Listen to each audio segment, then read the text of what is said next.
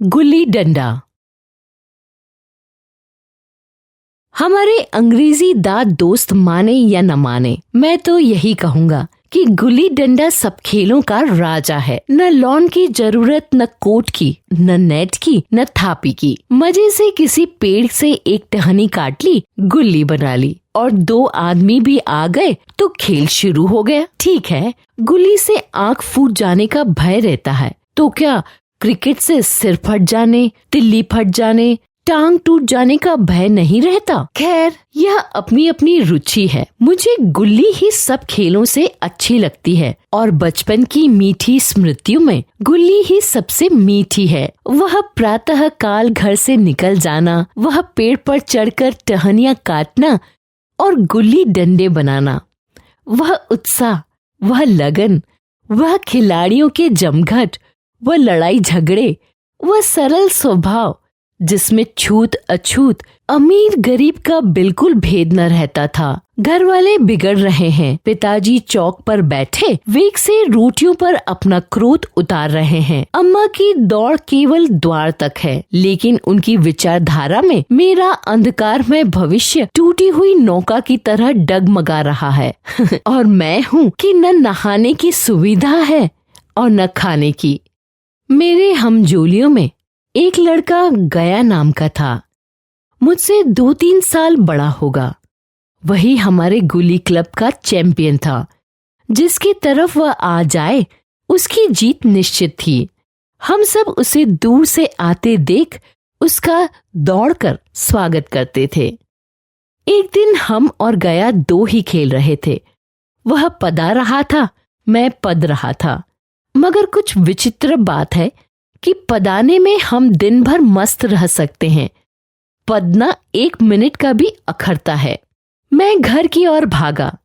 गया ने दौड़कर पकड़ लिया और डंडा तानकर बोला, मेरा दांव देकर जाओ। घर कैसे जाओगे? कोई दिल लगी है? दांव दिया है, दांव लेंगे। मैंने उसे दांत से काट लिया। उसने मेरी पीठ पर डंडा जमा दिया। मैं रोने लगा। गया मेरी इस अस्त्र का मुकाबला न कर सका, भागा। मैंने तुरंत ही आंसू पोंछ डाले, डंडे की चोट भूल गया और हंसता हुआ घर जा पहुंचा। मैं थानेदार का लड़का एक साधारण से लड़के के हाथों पिट गया, यह मुझे उस समय भी अपमानजनक मालूम हुआ, लेकिन घर में किसी से शिकायत न की। उन्हीं दिनों पिताजी का वहां से तबादला हो गया। 20 साल गुजर गए। मैंने इंजीनियरिंग पास की और उसी जिले का दौरा करता हुआ उसी कस्बे में पहुंचा और डाक बंगले में ठहरा।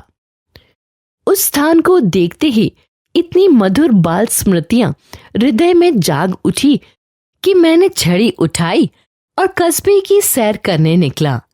जहां खंडर था वहां पक्के मकान खड़े थे। जहां बरगद का पुराना पेड़ था वहां अब एक सुंदर बगीचा था। स्थान की काया पलट हो गई थी। सहसा ही एक खुली हुई जगह में मैंने 2-3 लड़कों को गुल्ली डंडा खेलते देखा। जाकर एक लड़के से पूछा, क्यों बेटे, यहाँ कोई गया नाम का आदमी रहता है? एक लड़के ने गुल्ली डंडा समेटकर सहमे हुए स्वर में कहा, कौन गया जो इसी गांव में रहता है? जरा उसे बुला सकते हो? लड़का दौड़ गया और एक क्षण में एक 5 हाथ के काले देव को साथ लिए आता दिखाई दिया। मैं दूर से ही पहचान गया। बोला, कहो गया, मुझे पहचानते हो? गया ने झुककर सलाम किया। हाँ मालिक, भला पहचानूंगा क्यों नहीं। आप मजे में रहे? बहुत मजे में। तुम अपनी कहो। डिप्टी साहब का साइस हूँ। अब कभी गुल्ली डंडा खेलते हो? गया ने मेरी ओर प्रश्न भरी आंखों से देखा। अब गुल्ली डंडा क्यों खेलूंगा? अब तो पेट के धंधे से छुट्टी नहीं मिलती। आओ आज हम तुम खेलें। तुम्हारा एक दांव हमारे ऊपर है, वो आज ले लो। गया बड़ी मुश्किल से राजी हुआ। मैं गया को लेकर डाक बंगले पर आया और मोटर में बैठकर हम दोनों मैदान की ओर चले। साथ में एक कुल्हाड़ी ले ली। मैं गंभीर भाव धारण किए हुए था। उसके मुख पर भी उत्सुकता या आनंद का कोई चिन्ह न था। शायद वह हम दोनों में जो अंतर हो गया था वही सोचने में मग्न था। खेल शुरू हो गया। मैंने गुच्ची में गुल्ली रखकर उछाली। गुल्ली गया के सामने से निकल गई। उसने हाथ लपकाया जैसे मछली पकड़ रहा हो। गुल्ली उसके पीछे जाकर गिरी। यह वही गया है जिसके हाथों में गुल्ली जैसे आप ही आप जाकर बैठ जाती थी। वह दाहिने बाएं कहीं हो। गुल्ली उसकी हथेलियों में ही पहुंचती थी, लेकिन आज गुल्ली को उससे वह प्रेम नहीं रहा। मैं तरह तरह की धांधलियां कर रहा था, अभ्यास की कसर बेईमानी से पूरी कर रहा था। गया वह सारी बेकायदगियां देख रहा था, पर कुछ न बोलता था, जैसे वह कायदे कानून भूल गया है। गया ने किसी प्रकार का असंतोष न प्रकट किया। न लगी होगी।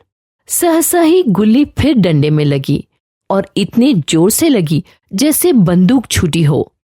गया ने विजय के उत्साह में कहा, लग गई, टन से बोली। मैंने अनजान बनने की चेष्टा करके कहा, तुमने लगते देखा? मैंने तो नहीं देखा। टन से बोली है सरकार, और जो किसी ईंट में लग गई हो। गया ने मेरा कथन स्वीकार कर लिया। हाँ, किसी ईंट में लगी होगी। डंडे में लगती तो इतनी आवाज न आती।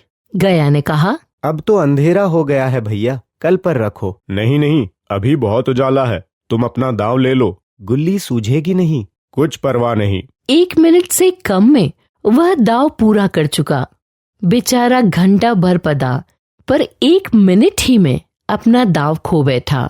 मैंने अपने हृदय की विशालता का परिचय दिया। तुम्हारा अभ्यास छूट गया। क्या कभी खेलते नहीं? खेलने का समय कहाँ मिलता है भैया। मैंने शाम का समय दिया और दूसरे दिन मैच देखने गया। अधिकांश युवक थे जिन्हें मैं पहचान न सका। खेल हुआ। मैं मोटर पर बैठा बैठा तमाशा देखने लगा।